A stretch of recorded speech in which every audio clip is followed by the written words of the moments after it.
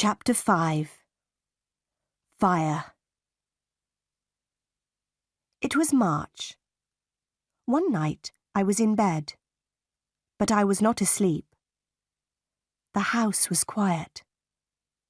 Suddenly, I heard a sound in the corridor outside my room. "Who's there?" I said. Nobody answered. Then I heard a strange laugh. I got out of my bed and I went quietly to the door. I listened. I heard another sound. Somebody was walking up the stairs to the top corridor. Then I heard somebody close a door. Was that Grace Poole?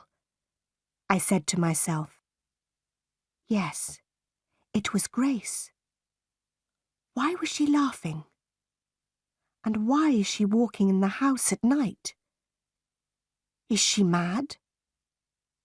I must tell Mrs. Fairfax about this. I will speak to her now. I put on some clothes and I opened the door. There was a candle on the floor outside my room. The candle was burning. There was thick smoke in the corridor. I went into the corridor. I looked around me.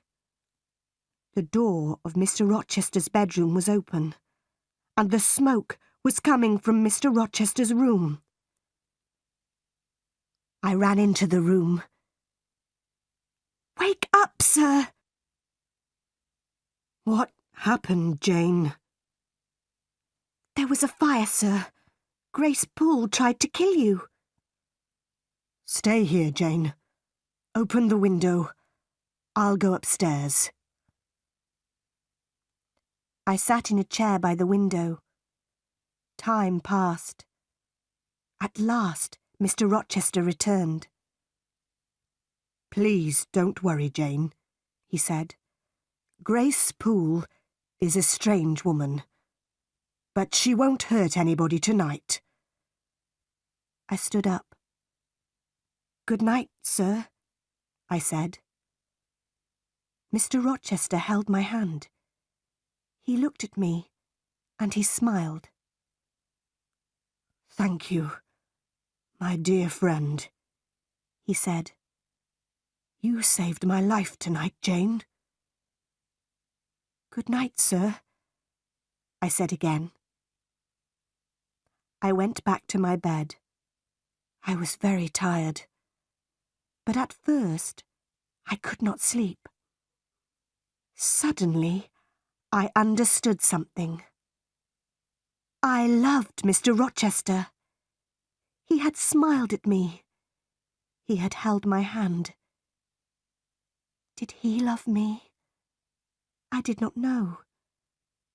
But I thought about Mr. Rochester for a long time. I did not see Mr. Rochester the next day. He did not send for me. In the evening, I went down to Mrs. Fairfax's sitting room. The housekeeper was looking out of the window. "The weather has been good today," Mrs. Fairfax said.